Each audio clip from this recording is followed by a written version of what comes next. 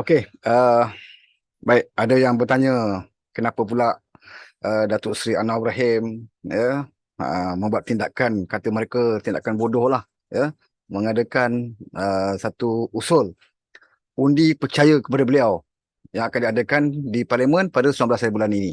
Ya, sedangkan ramai pakar-pakar uh, perundangan, ya, dan juga perlembagaan menyatakan bahawa tidak perlu Datuk Seri Anwar Ibrahim itu membuat usul percaya kepada diri dia, sebab memang ditentukan ataupun telah pun disahkan oleh Kebawah Duli Yang Maha Mulia Tuan Agong, ya, hasil daripada setiap parti, ya, bertemu dengan Kebawah Duli Tuanku, dan Tuanku merasakan bahawa beliau mempunyai keyakinan penuh dan kepercayaan penuh bahawa Datuk Seri Anwar Ibrahim mendapat sokongan majoriti. Itu adalah salah satu syarat bagaimana Yang Tuan Agong mempunyai kuasanya di bawah perlembagaan, iaitu di atas kepercayaan beliau, seseorang itu mendapat majoriti cukup untuk diangkat sebagai Perdana Menteri. Ya. Tapi kenapa Datuk Seri Anwar Ibrahim sanggup untuk menyatakan bahawa dia akan sendiri, kerajaan sendiri akan membawa usul percaya kepada dirinya, dan ini jarang berlaku, ya, jarang berlakulah. Saya tak kata tidak pernah berlaku, ya, di beberapa negara pun, tapi jarang kita jumpa ada pemimpin yang seberani ini, yang sanggup mempertaruhkan dirinya dan membuka ruang kepada ahli parlimen untuk menentukan sama ada dia dapat sokongan menjadi Perdana Menteri ataupun tidak. Ya, bagi saya ianya berlanjutan daripada seperti mana yang selalu diwawarkan, ya, dihebohkan oleh Perikatan Nasional, terutamanya Muhyiddin Yassin, yang sering mencabar Datuk Seri Anwar Ibrahim dan sering mendakwa bahawa ini kerajaan tidak mendapat mandat, ini kerajaan curi-curi, ya, kerajaan konon-kononnya kerajaan daripada kayangan, ya, Atak Kuning dan sebagainya lah, ya. Konon-kononnya pilihan agung, bukan pilihan daripada rakyat. Ya, sebenarnya hujah yang dibawa oleh Muhyiddin itu pun dah tersasar, ya. Kalau nak mengatakan kerajaan ini bukan kerajaan mandat rakyat, terbukti dengan fakta yang jelas, ya, semua orang tahu. Ya, dalam PRU yang ke-15 yang lalu, gabungan pembangkang yang paling besar mendapat sokongan adalah gabungan Pakatan Harapan. Bermakna mandat rakyat yang terbesar diberikan kepada gabungan Pakatan Harapan. Sebab itu Pakatan Harapan dapat 82 kerusi parlimen. Ya, dan majoriti rakyat memberikan kepada Perikatan Nasional dengan hanya mendapat 73 dan Barisan Nasional 30. Ya, kalau nak ikut mandat rakyat, tentulah majoritinya adalah Pakatan Harapan. Ya. Cuma dari segi penuangannya, teknikalnya, bahawa walaupun gabungan Pakatan Harapan itu mendapat yang terbesar tetapi tidak mencukupi syarat 112, ya, untuk mendapat majoriti mudah bagi membentuk kerajaan. Jadi apa tindakan dia? Apakah tindakan yang perlu dilakukan? Ya, takkan kita nak mengadakan pilihan raya semula, ya? Pilihan semula menyebabkan banyak masa, tenaga, wang ringgit dan sebagainya, ya. Apatah lagi pilihan raya diadakan dalam musim tengkujuh. Kalau nak buat pilihan raya sekali lagi, bila nak buat? Sekarang ni pun dah beberapa negeri dilanda banjir. Jadi tindakan yang Tuan Agong itu adalah tindakan yang bijaksana apabila dia memberikan keutamaan itu kepada gabungan yang terbesar. Ya, gabungan terbesar ditentukan bahawa calonnya adalah Datuk Seri Anwar Ibrahim. Tapi nak melengkapkan kerajaan itu perlu kepada rakan-rakan yang lain. Di situlah ditawarkan kepada Perikatan Nasional, ya, cadangan agung supaya PH bekerjasama dengan Perikatan Nasional. Mengapa Perikatan Nasional? Mengapa tidak Barisan Nasional? Sebab Perikatan Nasional itu adalah gabungan kedua tertinggi, ya. Jadi gabungan yang paling tinggi bergabung dengan yang gabungan yang kedua tertinggi, maka terbentuklah kerajaan yang lebih stabil. Itu hasrat Kebawah Duli Tuanku. Tetapi kerana keegoan dan kesombongan Muhyiddin Yassin, maka dia menolak. Ya, menolak. Dia lebih suka kepada kaedah seperti dahulu kala, ya, kaedah scheme of things, kaedah untuk mengambil dan mencuri beberapa ahli parlimen untuk menyokong beliau, ya. Dia membelakangkan parti politik, dia tidak menghormati gabungan-gabungan parti politik, ya, dia nak curi ahli parlimen tanpa pengetahuan, tanpa kebenaran parti tersebut. Dia macam mana dia amalkan dululah, ya, sebab tu dia jadi Perdana Menteri dulu, ya. Dia curi ahli parti bersatu, ya, ahli parti dia sendiri pun dia curi. Dia kata parti Bersatu sepenuhnya menyokong beliau. Sedangkan semua tahu bahawa dalam Bersatu ketika itu, Tun Dr. Mahathir, Mukhris, ya, Mazli Malik, lagi siapa lagi tu, Syed Saddiq, Amiruddin dan beberapa orang lagi, 5-6 orang ni tidak menyokong beliau. Ya, masa itu dia masih lagi ahli bersatu. Tetapi tidak menyokong Muhyiddin sebagai Perdana Menteri. Mereka ini menyokong Pakatan Harapan. Calon Pakatan Harapan sebagai Perdana Menteri. Tapi Muhyiddin mempersembahkan kepada tuanku bahawa dia parti bersatu seluruhnya menyokong beliau. Ya. Jadi satu penipuan dan satu pencurian yang tidak sah. Ada pencurian yang tidak sah tu. Ya. Menjadikan beliau menjadi Perdana Menteri. Waktu itu kita tak petikai, saudara. Ya, walau kita tahu bahawa itu satu pembohongan besar daripada Muhyiddin, tapi oleh kerana menghormati keputusan yang Tuan Agong, maka kita tidak ada kecoh-kecoh pun. Ya, kita move on. Dah Agong pilih dia, tak apalah dia nak curi-curi lah. Kan? Jadi kita menghormati dan dia jadi Perdana Menteri. Tetapi wa makaru wa makarallah wallahu khairul makirin. Dan kita merancang, Allah juga merancang, dan sebaik-baik perancang itu adalah Allah. Ya, dia merancang macam tu, akhirnya dia dijatuhkan, dia juga dikhianati oleh rakan-rakan dia. 15 ahli Parlimen UMNO akhirnya menolak dia dan dia pun jatuh tergolek. Nak jatuh pun bukan main liat lagi, susah. Ya, berapa kali desakan dan terang dia tak dapat sokongan. Dia masih lagi tak nak jumpa Agong, mengatakan dia hilang majoriti. Apabila desakan dan minta desakan dia buat, barulah dia bertemu Agong mengatakan dia tidak ada lagi sokongan. Maka dia jatuh. Ya, maka bukan PH yang menjatuhkan dia. Yang menjatuhkan dia rakan dia sendiri UMNO waktu itu. 15 ahli Parlimen UMNO yang tak setuju dengan dia. Sebab apa tak setuju? Sebab dia lebih suka mencuri. Dahlah curi. Kemudian bila dia bentuk kabinet, ikut kepala dia je. Dia tak menghormati parti UMNO pun. Ikut suka hati dia. Orang yang tak ada jawatan dalam UMNO, yang ditolak oleh pemimpin UMNO, orang ini diletakkan sebagai menteri. Contohnya macam Isyamuddin, Anwar Musa. Ini semua orang yang dalam UMNO sendiri tak suka. Tapi Muhyiddin letak. Sebab apa? Sebab dia nak mengkocak-kacirkan UMNO. Supaya UMNO berpecah. Dan akhirnya dia jatuh. Akibat perbuatan beliau. Bukan PH. Ya? Bukan PH. Jadi bila dia jatuh, maka naiklah Ismail Sabri. Itu pun dalam naik Ismail Sabri pun kita masih menerima keputusan Agong. Kita menerima keputusan Agong. Sebab apa kita menerima keputusan Agong? Pasal Agong kata Ismail Sabri dapat sokongan yang lebih daripada parti-parti politik. Dan memang betul pun. Ya, sebab pada asalnya UMNO nak beri sokongan pada Anwar. Tetapi oleh kerana beberapa syarat-syarat yang tertentu yang Anwar Ibrahim tidak bersetuju atas dasar prinsipnya, maka Anwar menolak. Bila Anwar menolak, maka sokongan UMNO ini diberikan kepada Ismail Sabri. Maka Ismail Sabri jadi Perdana Menteri. Itu pun kita tak bising. Ya? Tak ada kita nak membantah, mempertikaikan keputusan ke bawah duri tuanku. Ya? Akhirnya Ismail Sabri pun jatuh. Itu pun bukan kerana PH. Ismail Sabri bubar parlimen bukan kerana desakan PH. Desakan diberi keterangan mereka. Sesama mereka. Jadi betul lah. Ya, apabila musuh-musuh ini ya dipecah belahkan. Ya, Allah pecah belahkan hati-hati mereka. Maka mereka berpecah. Ya. Dan Anwar naik jadi Perdana Menteri tanpa kita curi mana-mana orang. Kita tidak mencuri. Kita buat secara yang halal. Ya. Jumpa dengan pemimpin UMNO, kamu sokong atau tidak. Jumpa dengan pemimpin JPS, tanya sokong atau tidak. Dan berapa lagi warisan dan sebagainya. Ya. Dan tidak ada tawaran, tidak ada imbuhan, tidak ada scheme of things. Maka Anwar dipilih menjadi Perdana Menteri. Ya. Itu pun ya, untuk nak menyedapkan hati, nak memuaskan hati puak-puak ini. Maka sebab itulah Anwar kata dia akan buat usul percaya kepada diri dia. Walaupun ada orang kata ini mendatangkan risiko. Ya. Dan Anwar jelaskan di dalam ucapan dia dalam pertemuan program bersama dengan para ulama baru ini. Ya. Dia mengatakan bahawa sekiranya dia tidak mendapat kepercayaan dalam parlimen, maka dia tidak ada masalah. Dia boleh mengundur diri. Ya. Dia boleh mengundur diri. Kerana buat apa dia jadi Perdana Menteri kalau ahli parlimen tidak sokong dia? Inilah pemimpin yang bermaruah dan berani berdepan dengan ahli-ahli parlimen. Ya. Beliau telah menang kali pertama apabila beliau menang pilihan raya. Beliau adalah gabungan yang terbesar.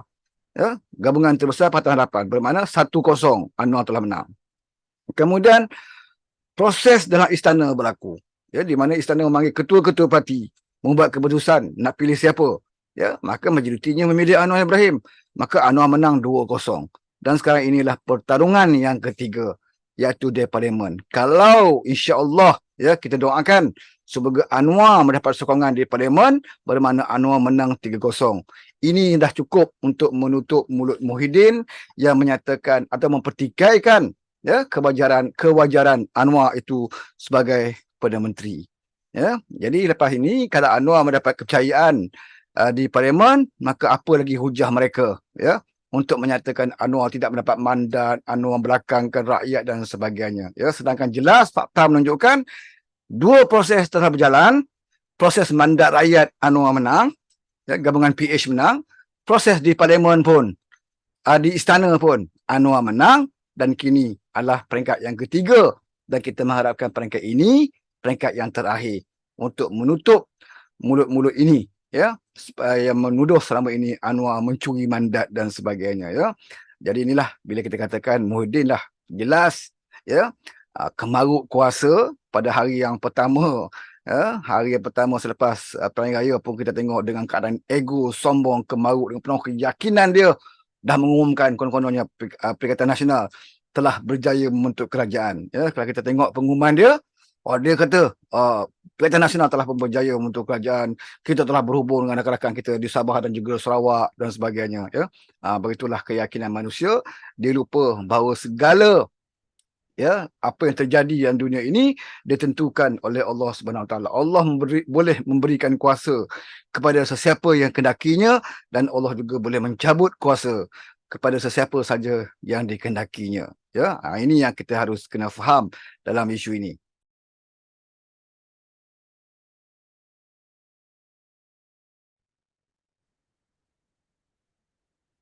Okey, ada juga yang bertanya, apa, kenapa harus ada usaha, ya, nak jatuhkan kerajaan perpaduan ini, ya, mengapa bersungguh-sungguh sangat nak jatuhkan kerajaan perpaduan ini, atas asas apa sebenarnya, ya, sama ada demokrasi ataupun atas dasar agama, prinsip agama, ya, untuk nak menjatuhkan kerajaan yang ada hari ini, ya.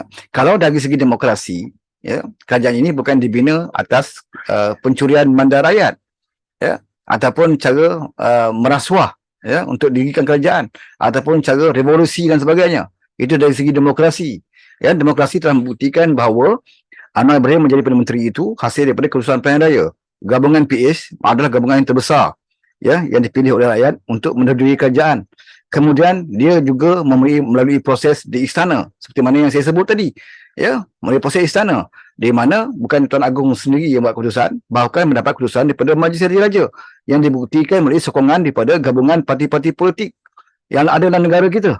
Ya, bahkan Parti Nasional ditawarkan untuk bersama membentuk kerajaan ini, tetapi atas keegoan dia, ya, dia menolak untuk bersama mewujudkan kerajaan permanen ini. Dia nak jadi pembangkang, ya, konon-kononnya pembangkang Imam Marwah, tapi tak apalah nak jadi pembangkang Imam Marwah, tapi asal-asal awal lagi dah tunjuk bahawa mereka tidak ada marwah, ya. Nak nanti ketua pembangkang pun tak mampu, ya. Sepatutnya ketua Perikatan Nasional itu Muhyiddin Yassin akan memikul tanggungjawab sebagai ketua pembangkang, sebab dia pengurusi Perikatan Nasional.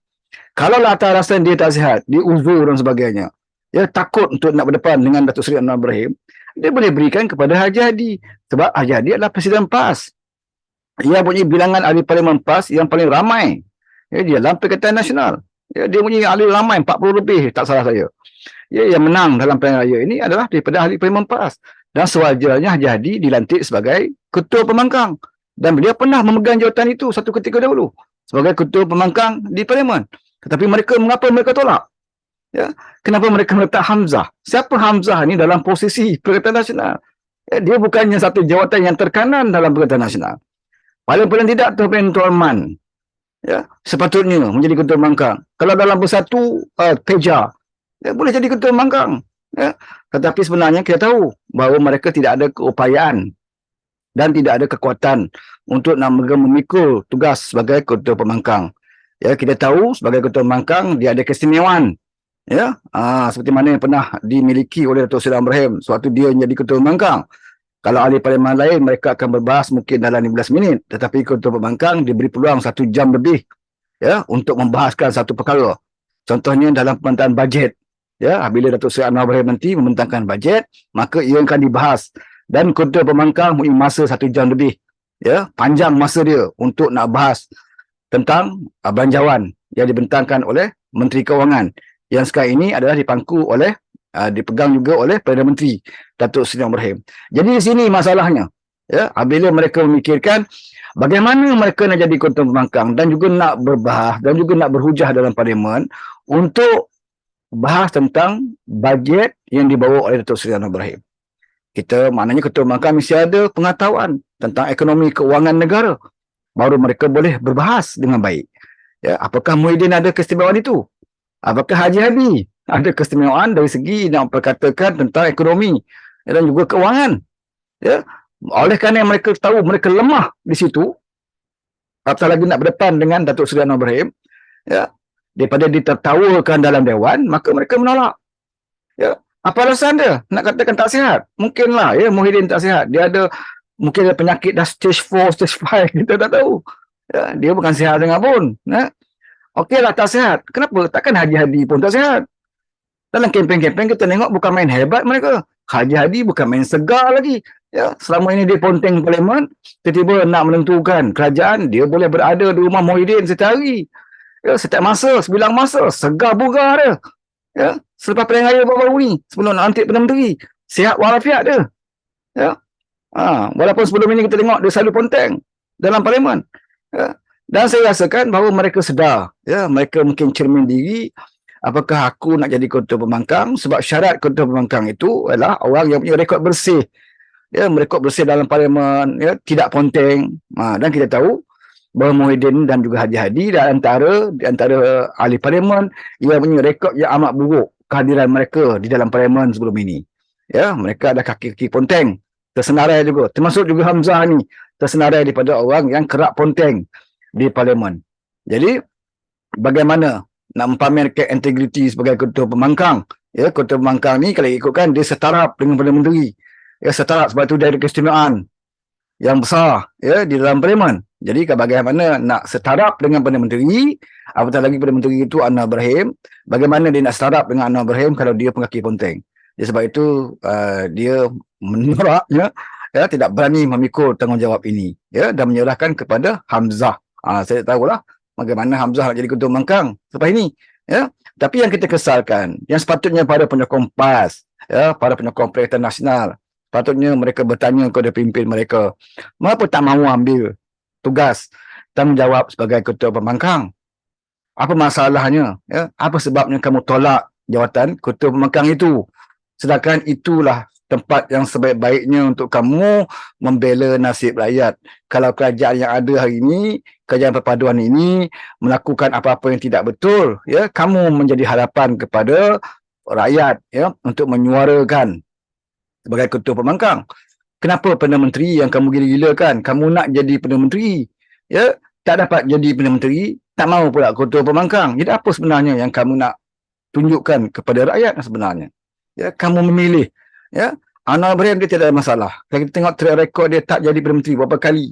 Ya, walaupun dihidangkan depan dia tawaran dan sebagainya, dia menolak atas dasar prinsip, maka dia sanggup jadi ketua pembangkang. Dia menjadi ketua pembangkang yang berintegriti dan berkualiti.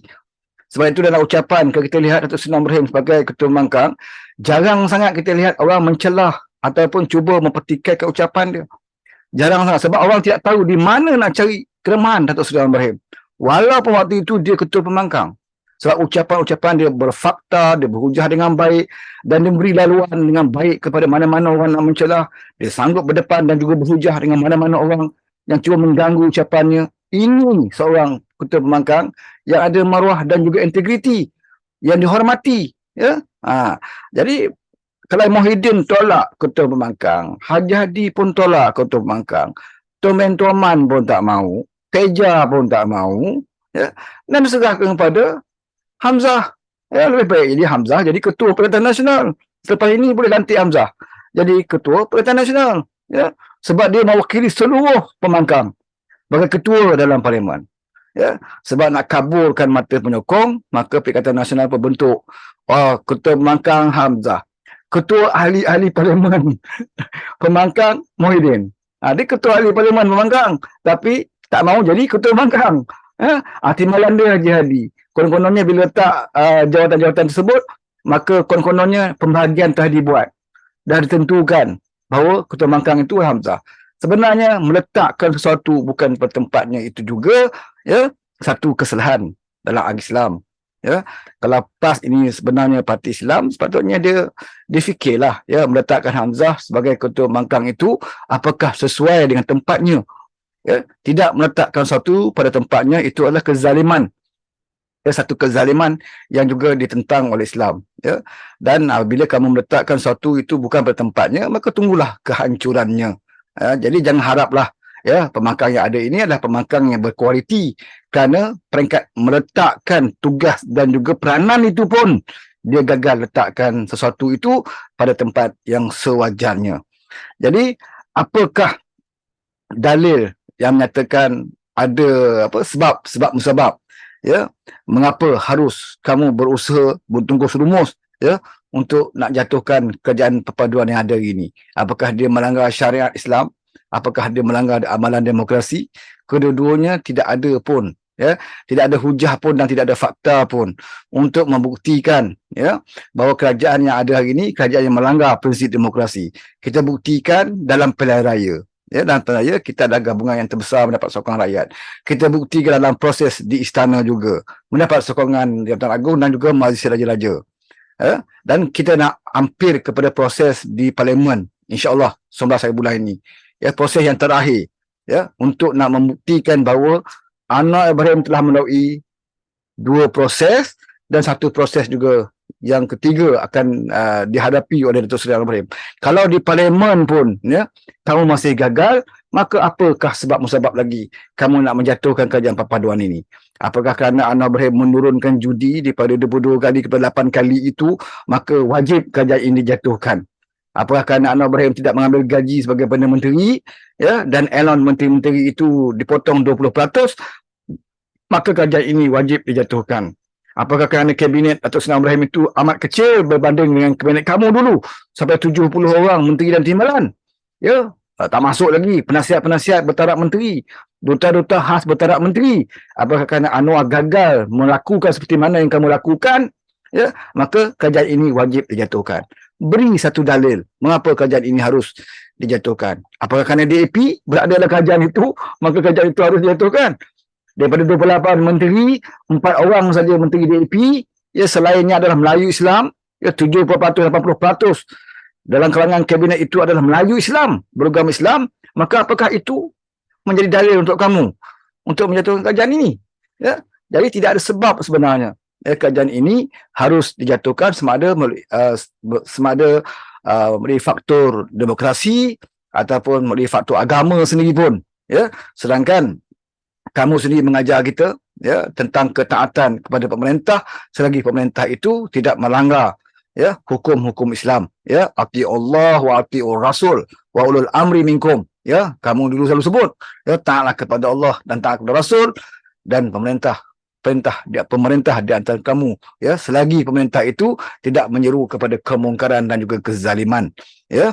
Selagi itu wajib taat. Ini yang kita dah ajar oleh gelabah-gelabah Yapah dulu waktu dia jadi kerajaan lah. Waktu dia jadi kerajaan, ya. Kali ini apakah hujah dan apakah dalil yang mereka boleh bawa dari segi demokrasi maupun dari segi Islam itu sendiri? Apa sebab, ya?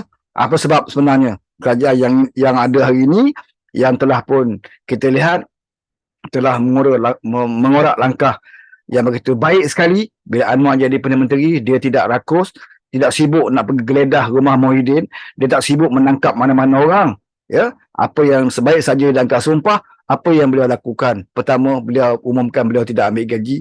Yang kedua, beliau beritahu kabinet itu dikurangkan dan dipotong gaji setiap menteri-menteri kepada 20%, dan kemudian tumpuan dia adalah kepada menangani kos sara hidup rakyat, ya. Tidak ada lagi tindakan seperti Mahathir dulu. Mahathir dulu bila dia angkat sumpah saja, dapat saja Perdana Menteri, tugas pertama dia geledah rumah Najib, ya. Seminggu, 2 minggu, 3 minggu kerja dia geledah rumah Najib. Itu Mahathir. Tapi ini Anwar Ibrahim yang menerjui kerajaan ini. Walaupun ini bukan kerajaan Patah Harapan, ini adalah kerajaan perpaduan, tapi prinsip itu, ya, prinsip itu tidak boleh ditinggalkan oleh Datuk Seri Anwar Ibrahim, ya. Walaupun manifesto Patah Harapan itu tidak boleh dilaksanakan di bawah kerajaan perpaduan ini 100%, tapi selagi dia boleh dilaksanakan, Datuk Seri Anwar Ibrahim akan laksanakan, ya. Termasuklah seperti mana janji dia untuk tidak mengambil gaji, ya. Ada yang kata, oh tak ambil gaji, tapi Menteri Kewangan ada gaji juga, tapi Datuk Seri Anwar Ibrahim dah jawab, ya, hanya satu gaji saja, walaupun pegang jawatan banyak menteri tapi hanya satu gaji saja, dan gaji itu tidak diambil oleh Datuk Seri Ibrahim, ya. Tapi bagi walaupun dia kata tak apalah, tak ambil gaji, ya, seperti kata Muhyiddin, ya, Anwar tak ambil gaji tapi dia dapat 15 juta sebagai penasihat di Selangor. Itu pun telah dijawab oleh Datuk Seri Ibrahim, dan katanya ada usaha, ya, untuk nak saman beliau, ya, atas tuduhan itu, sedangkan beliau tidak mengambil, ya, wang daripada kerajaan negeri Selangor sewaktu beliau menjadi penasihat, ya. Jadi bagi saya, kita tak dengar lah, ya, jawapan daripada puak-puak PAS ni. Apa sebab yang berusaha sangat ni, bersungguh-sungguh sangat ni nak mempas kerajaan ini, atas dasar apa? Demokrasi ataupun atas dasar agama, ya. Yakinkan penyokong kamu, kepada penyokong kamu, kita terpaksa jatuh kerajaan ini sebab dia menyalahi demokrasi. Apa yang salah? Tolong sebut. Di mana salahnya? Apakah kerajaan ini hasil daripada tebuk atap seperti mana yang kamu telah lakukan dulu? Apakah kerajaan ini hasil daripada pengkhianatan seperti mana juga yang berlaku dulu? Ya. Apakah kerana ianya bertentangan dengan agama? Ya, menambah judi contohnya. Ya, kalau kamu dulu pun menambah judi daripada 8 kali kepada 22 kali, itu pun masyarakat Islam tak bangun pun. Tak bangun pun untuk menjatuhkan kamu. Ya, bahkan Patah Harapan dengan penuh positif, ya, memberikan kerjasama dengan kerajaan kamu. Siap ada MOU lagi untuk nak tentukan politik stabil. Ya, walaupun kamu naik judi tak apalah. Ya, dah kamu suka nak berjudi, dah kamu nak tolong tokoh-tokoh judi, tak apalah. Ya, kita tak ganggu pun pentadbiran kamu. Kamu jatuh bukan kerana PH. Muhyiddin jatuh bukan kerana PH. Ya, Ismail Sabri jatuh pun bukan kerana PH. Ya. Tapi apa yang nak kamu lakukan kepada Patah Harapan ini haruslah kamu pertimbangkan semula. Ya, jangan tunjuk sangat kemaruk nak jadi Perdana Menteri. Ya, Perdana Menteri mau, jadi Ketua Pembangkang tak mau. Ya, jadi pada penyokong kena nilai. Ya, para penyokong Perikatan Nasional, ya, kenalah tanya pemimpin mereka, kenapa susah sangat ni nak jadi Ketua Pembangkang? Wakillah kami di bawah ini. Ya, kamu dah dapat mandat rakyat, ya, dapat 73 kursi parlimen, nak jadi pembangkang yang berkualiti, nak jadi pembangkang yang kononnya pembangkang yang bermaruah, ya. Tapi macam mana nak jadi pembangkang yang bermaruah kalau kamu sendiri pun tak berani nak memegang jawatan Ketua Pembangkang, ya, bertolak-tolak, ya. Muhyiddin tolak, Haji Hadi tolak, Tuan Rahman tak mau, Tuan Rahman tak mau, walaupun Tuan Rahman timbalan Presiden PAS, Teja pun tak mau, ya. Nak bagi Azmin tak menang Pilihan Raya, orang tak boleh lah, kan. Last sekali letak Hamzah Dolmat. Hamzah Dolmat pula jadi Ketua Pembangkang, macam mana, kan. Itulah yang terbaik yang ada. Ya, mungkin dia dah pilih di kalangan yang bodoh-bodoh, maka terdapatlah seorang cerdik sikit, iaitu Hamzah Dolmat. Maka Hamzah lah jadi Ketua Pembangkang, ya. Apa nak jadi prestasi pembangkang selepas ini, wallahualam, kita lihat nanti di parlimen, ya. Jadi mungkin mereka tidak berani menghadapi cabaran untuk berdepan dengan Perdana Menteri Datuk Seri Anwar Ibrahim. Ya, selama ni depan penyokong bolehlah, ya, melalak bercakap, ya, semua penyokong akan bertakbir apabila kamu bercakap, walaupun fitnah, ya, fitnah pun orang takbir juga, ya, sebab bagi penyokong takkanlah lebay menipu, ya. Itu masalah dia bagi PAS ni, ya. Bila taksub berlebihan, ya, walak yang tidak bertempat, ya. Sedangkan Islam mengajar bahawa meletakkan sesuatu bukan pada tempatnya itu adalah satu kezaliman. Apakah meletakkan Hamzah Dolmat ini sebagai Ketua Pembangkang, maka ianya tepat dan juga kena pada tempat dia. Meletakkan Hamzah ini sebagai Ketua Pembangkang, apakah kena pada tempat dia sebagai mewakili suara pembangkang? Ya, sepatutnya yang kena pada tempatnya adalah Ketua Perikatan Nasional, ya, ataupun Presiden PAS, sebab dia mewakili ahli parlimen yang teramai dalam Perikatan Nasional. Dia selayaknya dan ditempatkan sebagai Ketua Pembangkang. Apa kena mengenai Hamzah ni? Apa jawatan Hamzah yang terkanan dalam Perikatan Nasional ataupun dalam Bersatu? Ya? Jadi meletakkan Hamzah sebagai Ketua Pembangkang itu tidak kena bertempatnya, dan meletakkan sesuatu yang tidak kena bertempatnya itu satu kezaliman. Dan bila kita meletakkan sesuatu bukan bertempatnya, maka tunggulah kehancurannya, ya. Jadi bagi walau PAS, kamu masih lagi ada masa, ya, untuk berfikir ya. Gunakanlah otak yang Allah anugerahkan kepada kamu itu dengan sebaik mungkin, dan janganlah kamu jual otak kamu itu kepada lebay-lebay, ya. Nah, otak itu, pemikiran itu hak kamu, ya. Hak kamu, maka gunakanlah, ya, pemikiran itu dengan baik. Jangan dicagarkan, digadaikan kepada orang lain, supaya kamu tidak menjadi kedai lah, ya. Kedai tunggangan, ya, kepada penunggang-penunggang agama. Jadi itulah, kita lihatlah, ya, kita lihatlah macam mana, ya, Hamzah Dolmat akan menjadi ketua pembangkang ketika itu, ya. Bila ketua pembangkang bahas, Muhyiddin pun duduk, Jadi pun duduk dengar, kan, padahal dia orang yang besar dalam Perikatan Nasional, ya. Jadi bila gagal mengangkat seseorang pemimpin, ya, yang dikatakan baik sangat, ya, yang hebat sangat, yang nak jadi Perdana Menteri, ya, jadi ketua pembangkang pun tak mahu, ya, sebab mungkin dia sedar, ya, dia sedar nak jadi ketua pembangkang ini tidak perlu mestilah, ya, orang yang tidak ponteng parlimen, ya, jadi ketua pembangkang takkan nak cari kaki ponteng. Dan Muhyiddin tahu dia di antara tergolong dalam golongan orang yang mempunyai rekod kehadiran yang amat buruk dalam parlimen, ya. Haji Hadi pun sama, Muhyiddin mesti tanya, antarlah jadi ketua pembangkang, kata Muhyiddin kepada Haji Hadi, ya, antarlah jadi ketua pembangkang. Ana tak boleh, Ana ni selalu ponteng parlimen, kata Muhyiddin, kan. Haji Hadi pun kata, Ana pun sama, Ana pun selalu ponteng parlimen, jadi Ana tak boleh jadi ketua pembangkang. Jadi siapa yang boleh? Tanyalah Hamzah. Sebenarnya Hamzah pun di antara tergolong, berada di golongan yang juga kerap ponteng parlimen. Jadi malanglah, ya, Kerajaan Perpaduan akan memiliki ketua pembangkang yang juga termasuk dalam golongan orang yang kaki-kaki ponteng. Tapi nak macam mana nasib kita lah, ya. Ujian bagi Datuk Seri Ibrahim menjadi kerajaan dengan memperolehi ketua pembangkang yang tidak ada kualiti langsung, ya. Di zaman mereka, ya, mereka beruntung sebab mereka jadi kerajaan tapi memiliki ketua pembangkang yang berintegriti, ya. Kalau kita tengok Datuk Seri Ibrahim berucap sebagai ketua pembangkang, kita boleh lihat sendiri, ya, berapa ramai berani mencelah sewaktu Datuk Seri Ibrahim berucap. Sebab apa mereka tak berani mencelah?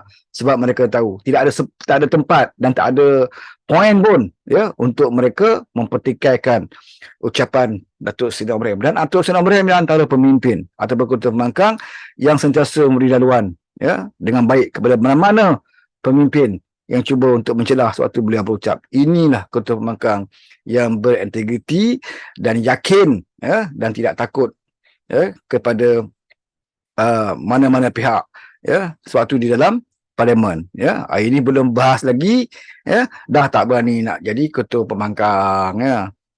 Jadi fikir-fikirkanlah saudara, ya.